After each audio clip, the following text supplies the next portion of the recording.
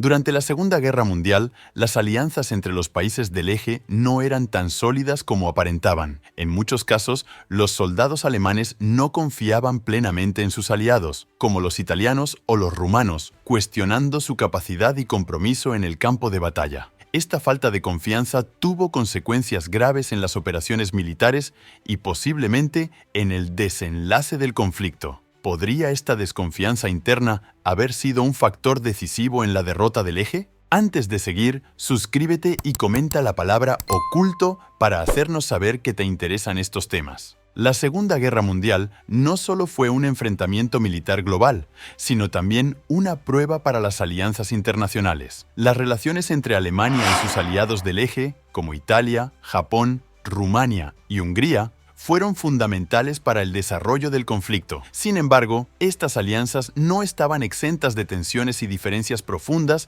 que afectaron tanto la planificación estratégica como la moral de los soldados en el frente. En este documental, exploraremos las dinámicas de confianza entre los soldados alemanes y sus aliados durante la guerra. Analizaremos cómo las diferencias culturales, las expectativas militares y las prioridades políticas influyeron en estas relaciones. Entender estas tensiones nos permite apreciar la complejidad de las alianzas militares y su impacto en los resultados históricos. La formación del eje durante la Segunda Guerra Mundial unió a países con objetivos y contextos muy diferentes. Alemania, bajo el liderazgo de Adolf Hitler, buscaba consolidar su dominio en Europa y expandirse hacia el este, mientras que Italia, liderada por Benito Mussolini, soñaba con restaurar el antiguo Imperio Romano. Japón, por su parte, tenía intereses completamente distintos, centrados en la conquista y explotación de territorios en Asia y el Pacífico. Además de estas tres potencias principales, otros países como Rumania, Hungría, Bulgaria y Eslovaquia se unieron al eje, cada uno con sus propios intereses. Rumania, por ejemplo, buscaba recuperar territorios perdidos frente a la Unión Soviética, mientras que Hungría deseaba fortalecer su posición en Europa Central. Sin embargo, la falta de una visión unificada entre estos países generaba constantes desacuerdos en la toma de decisiones y en la coordinación de las operaciones militares. Por otro lado, las alianzas no solo eran producto de afinidades políticas, sino también de circunstancias. Algunos países se unieron al eje más por temor a la invasión alemana que por una verdadera simpatía hacia la causa nazi. Este trasfondo histórico es crucial para entender por qué las relaciones entre los soldados alemanes y sus aliados eran tan complicadas y a menudo tensas. En el frente oriental, las relaciones entre los soldados alemanes y sus aliados rumanos y húngaros eran especialmente tensas. Alemania dependía de estas tropas para cubrir extensos territorios, pero la falta de entrenamiento y equipamiento moderno en los ejércitos de estos países era una fuente constante de frustración para los comandantes alemanes. En Stalingrado, por ejemplo, la debilidad de las líneas rumanas fue un factor clave en el cerco y la posterior derrota del Sexto Ejército alemán. En el norte de África, las tensiones entre las fuerzas alemanas e italianas eran evidentes. Los alemanes, liderados por el general Erwin Rommel, criticaban a menudo la falta de coordinación y la lentitud de las fuerzas italianas. Por su parte, los italianos resentían lo que percibían como una actitud arrogante por parte de sus aliados alemanes, quienes frecuentemente tomaban el mando en las operaciones conjuntas. Por otro lado, las relaciones con Japón eran completamente distintas debido a la distancia geográfica. Aunque Alemania y Japón eran aliados en teoría, la falta de comunicación y cooperación efectiva entre ambos países limitó su capacidad para apoyarse mutuamente. Mientras Alemania luchaba en Europa y el norte de África, Japón se centraba en su campaña en el Pacífico, lo que hizo que sus intereses rara vez coincidieran. Testimonios de soldados revelan la complejidad de estas relaciones. Un soldado alemán en el norte de África escribió en su diario que los italianos se retiraban al menor signo de peligro, mientras que un oficial italiano acusaba a los alemanes de tratarlos como simples peones en su juego. Estas percepciones mutuas reflejan cómo las tensiones personales y culturales podían amplificar los problemas en el campo de batalla. Uno de los mayores desafíos en las alianzas del eje fue la falta de integración en la planificación estratégica.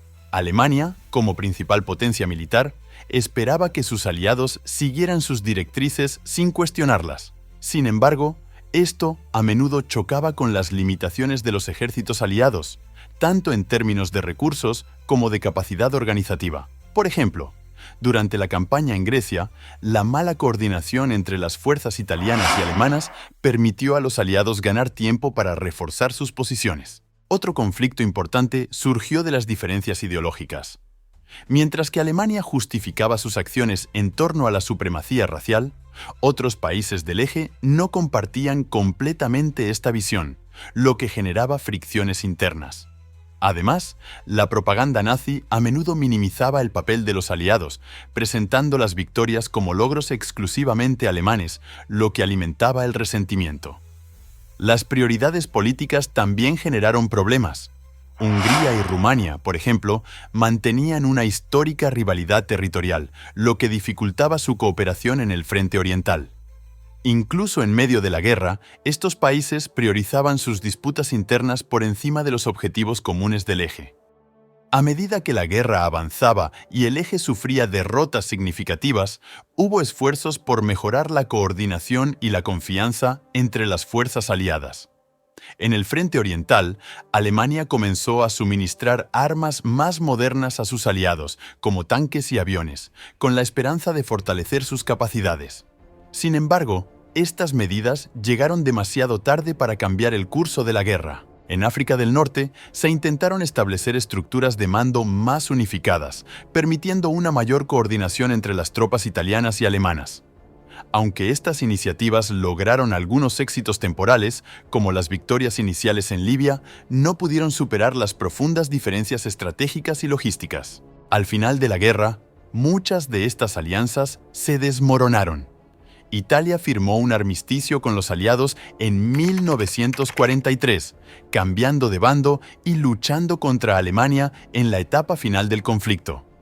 Rumania y Hungría también buscaron acuerdos con los aliados a medida que la derrota del eje se hacía inevitable. Sin embargo, a pesar de estos fracasos, las relaciones personales entre algunos soldados de diferentes naciones demostraron que era posible superar las barreras culturales y políticas.